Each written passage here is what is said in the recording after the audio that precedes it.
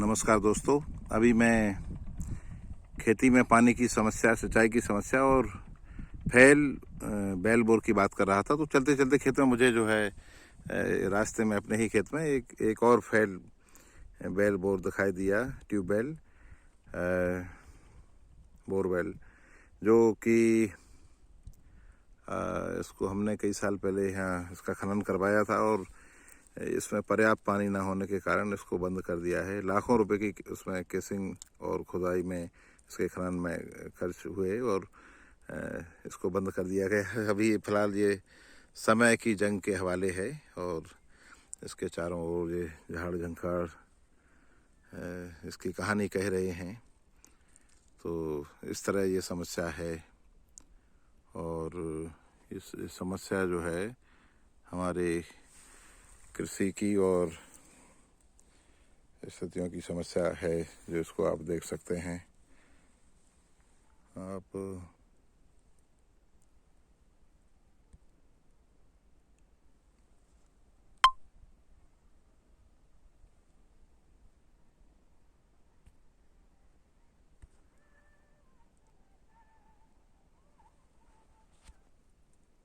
इस खेत में धनिया बोई गई है, जो कि अभी उसका अंकुरण हो रहा है। आप देख सकते हैं ये धनिया इस तरह से इस काली मिट्टी के ढेरों में से निकल रही है। इसका बीजांकुरण है और धीरे धीरे करके, जैसे ये आप देखेंगे, ऐसे वो कहीं कहीं दिखाई दे रही है और जब ये और ऊपर आएगी तो फिर उसको बाहर दिखने लगेगी। ये जो है इस तरह से दिख रही है, ये समूह में दिख रही है, ऐसे इस तरह ये उगती है और इसको आप देख सकते हैं।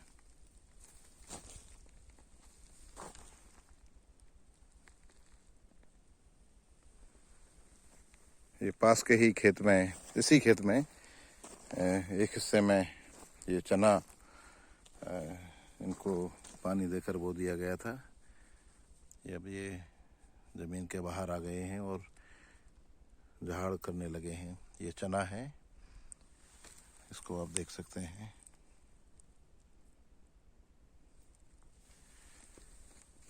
इस तरह से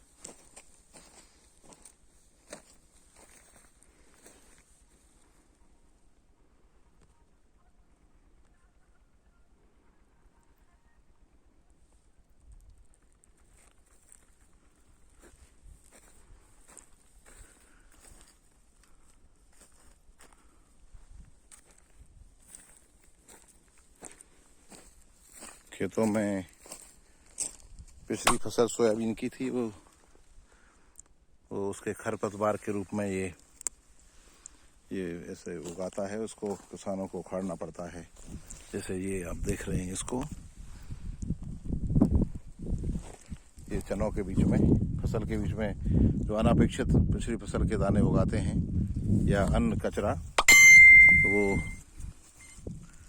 उसको खरपतवार कहते हैं और उसको इस तरह उखाड़ देते हैं। मैं चूँकि ऐसे न कर रहा हूँ तो मैं कुछ ऐसे इसको उखाड़ता चलता हूँ।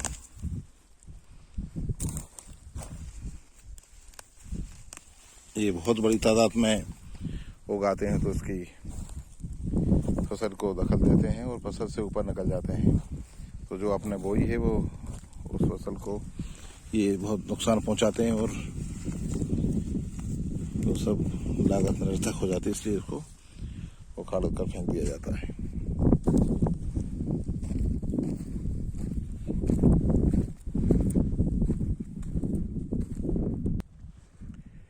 दोस्तों, ये मसूर का खेत है। मसूर जिसकी दाल भी बनाई जाती है।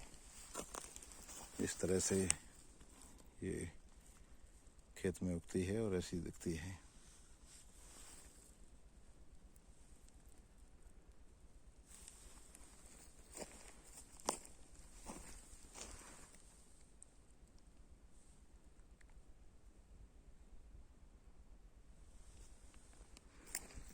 ये ये मसूर का खेत है और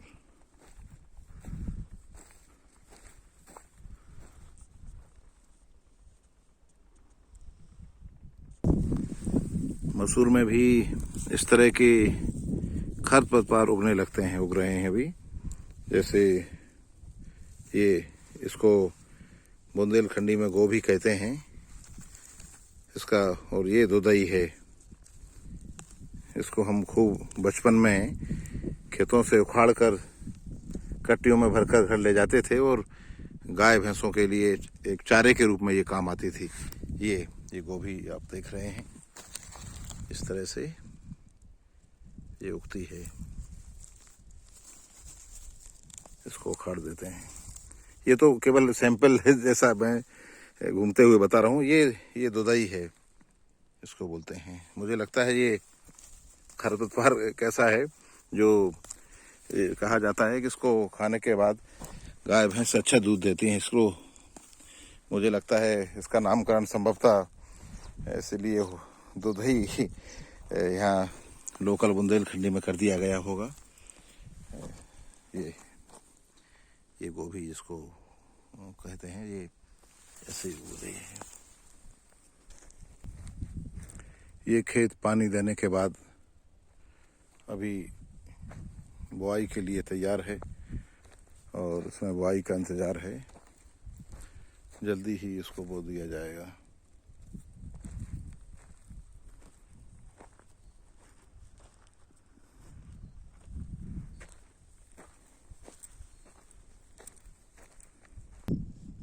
ये खेत जो है, ये चने का खेत है।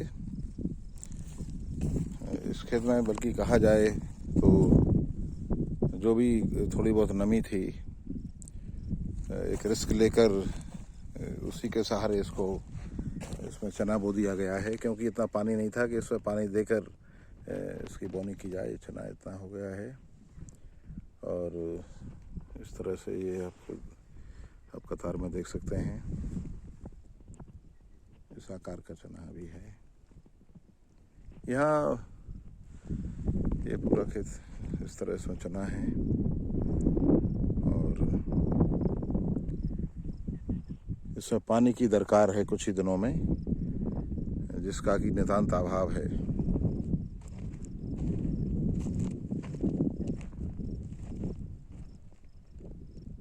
बहुत कई बोरों में पानी एकत्र करके एक गड्ढे में डालकर फिर इस तरह से अभी सिंचाई की जा रही है। ऐसा करना मजबूरी भी है, क्यों कोई चारा है नहीं। तो दोस्तों, ये दो खेतों के बीच की मेड़, जिसको सीमा, हद या सरहद भी दो खेतों के बीच हम कह सकते हैं, जिस पर मैं चल रहा हूँ।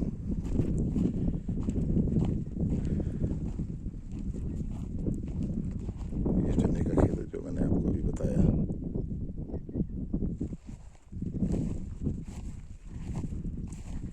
ये जो पेड़ आप देख रहे हैं, ये रेंजरा का पेड़ है और इसको मैं बचपन से ही देखता आ रहा हूँ। हम लोग इसकी छाया में बैठ जाया करते थे और इसको काट दिया गया है तब, और ये बड़ा हुआ करता था। बार बार काटने के बाद फिर से अपने आकार में आने का प्रयास करता है।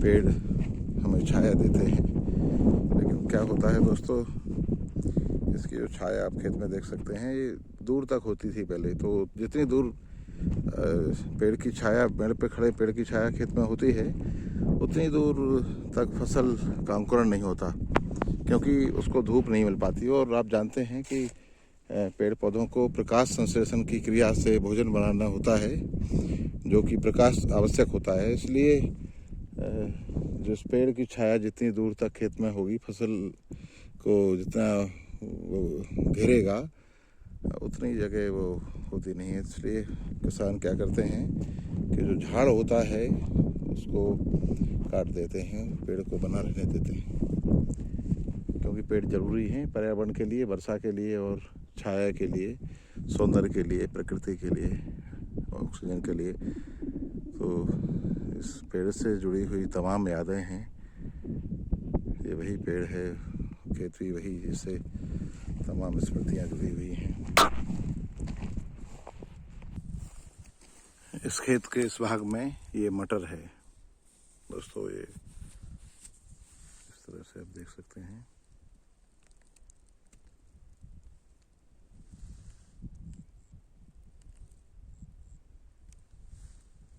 ये इसकी उगने की शुरुआत है।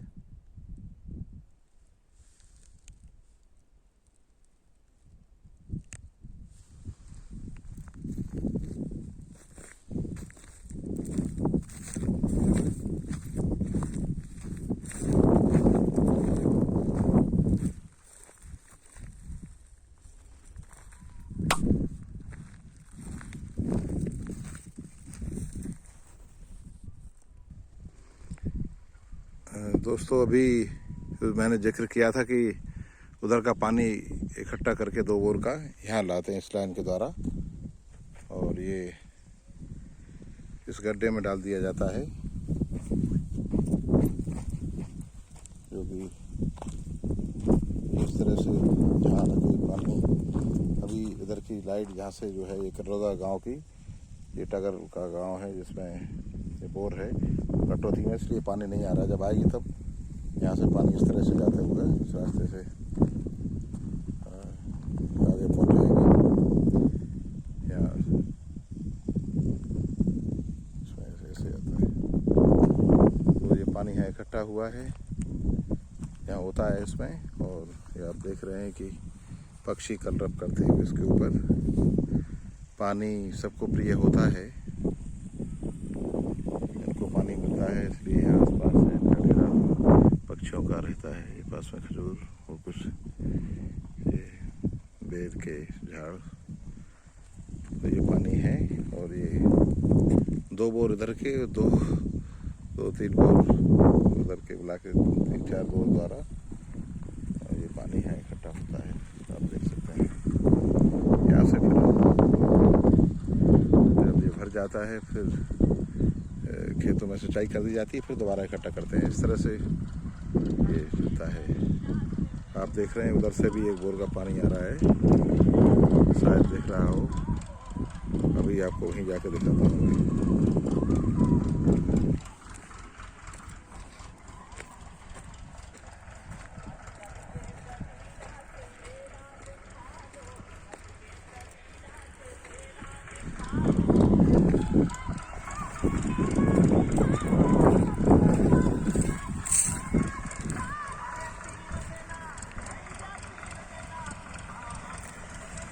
ये अभी सड़क डाली जा रही है, जिससे किसान अपना एक ट्रैक्टर जा रहा है बोने के लिए किसी का, और एक गीत बज रहा है।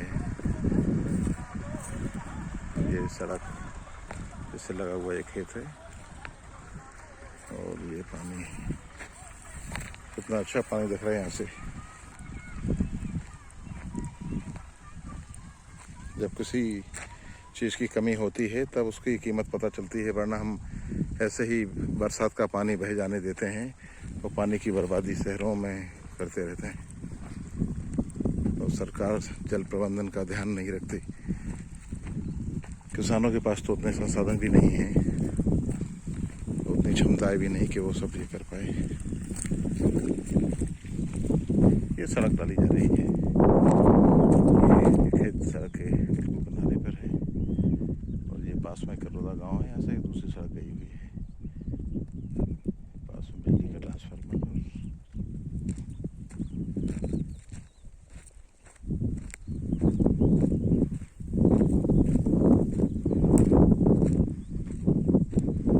ये आप खजूर देख रहे हैं, ये अपना तालाब है जो पिताजी ने बनवाया था, हम छोटे थे। इसमें भी पानी भरा जाता है इस तरह से। वैसे बरसात का पानी आता है, लेकिन बारिश हुई नहीं। ये पानी, ये लाइन उधर से आ रही है, एक पास में एक बोर है जिसको मैं अभी बताऊंगा। ये पानी उससे आके उधर जाता है, इतना कम पानी है। देखिए आप, एक जेट का जो पानी होता है उतना भी इसमें नहीं है। इसको उठाया तो ये बंद हो गया।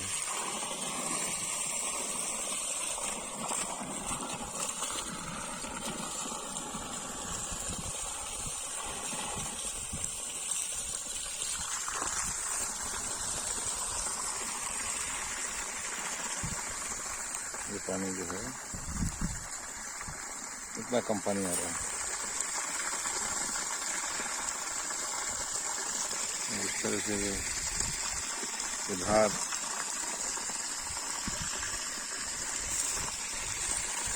ऐसी होती हुई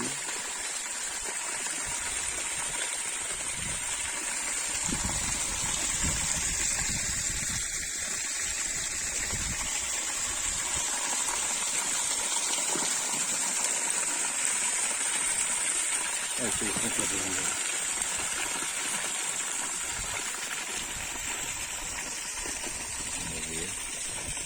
सिमट सिमट जल भरे तालाबा। तुलसी ने मानस में लिखा है कि बूंद बूंद इकट्ठा होकर पानी तालाब में भर जाता है और काम आता है। ये इस तरह से ये व्यवस्था है।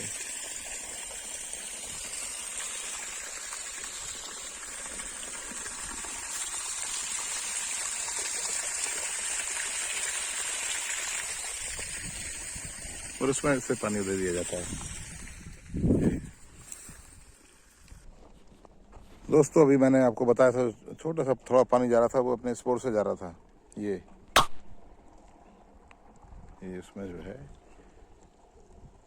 यहाँ से जाके उस गड्ढे में गिर रहा है, जैसे कि और वो पानी जाके ये इधर ये ट्रांसफार्मर है और इसमें अभी राई सरसों जिसको हम कहते हैं, सरसों बोई गई है और ये इतनी बड़ी हो गई छोटी सी खेत में।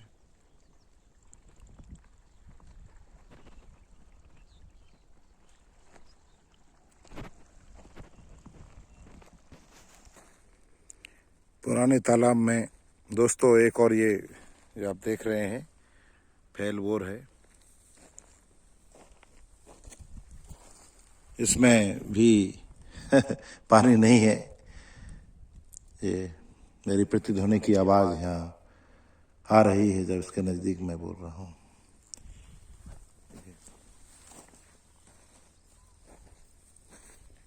ये गेहूं की या गेहूं बोया गया है और ये इस तरह से उग रहा है।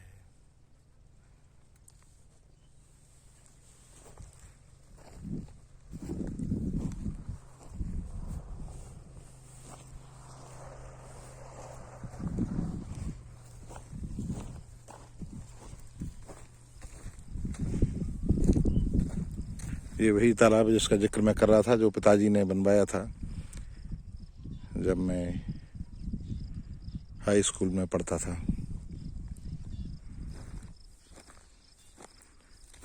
इसमें काफ़ी बड़े एरिया में पानी भरता था, लेकिन इस बार सूखा के कारण ये पूरी तरह से खाली पड़ा रहा और एक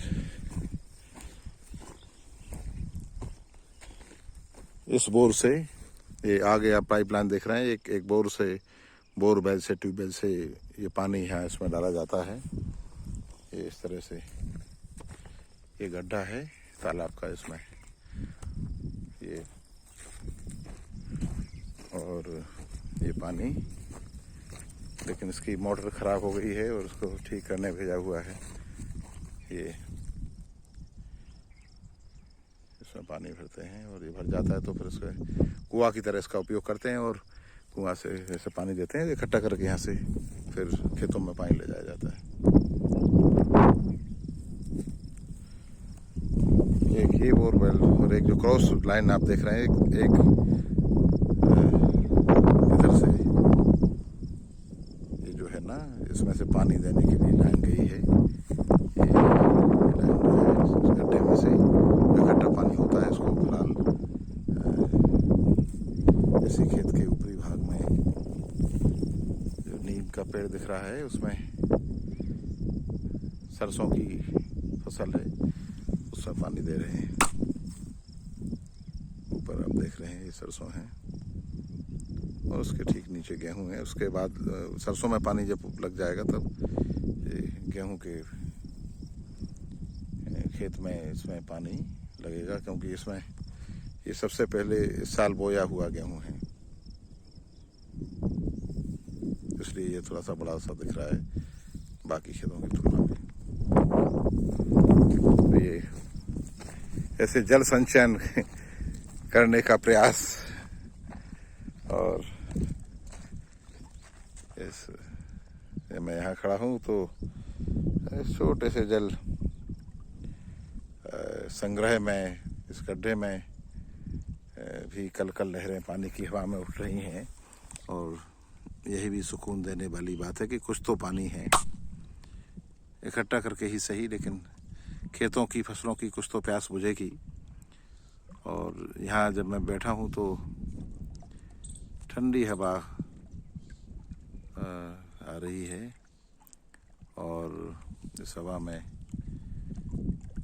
लहरों की आवाज़, छोटी छोटी लहरें उठ रही हैं, और एक किनारे पर, गड्ढे के किनारे पर यहाँ टकराती हैं, और हल्की सी आवाज़, संगीतमय आवाज़ इनकी आ रही है।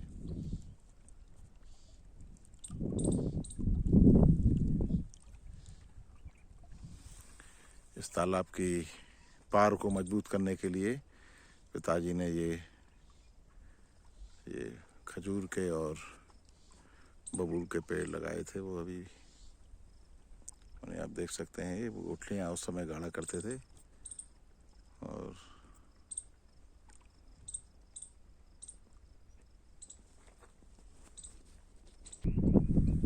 इस सड़क के किनारे आप देख सकते हैं दोस्तों, ये मरा हुआ सांप, ये दरअसल डंपर में भरकर या तो उधर से ही आया होगा सड़क निर्माण कंपनी द्वारा, या फिर इधर से सड़क पार करते हुए ये जा रहा होगा। उसी टाइम पे डंपर ने ये गिट्टी खाली कर दी, इसमें जो है जो कोपरा है जो निर्माण के लिए से सांप जो है इस तरह इसमें तब गया होगा, और निकल नहीं पाया ऐसा लगता है। एक सड़क निर्माण का काम चल रहा है।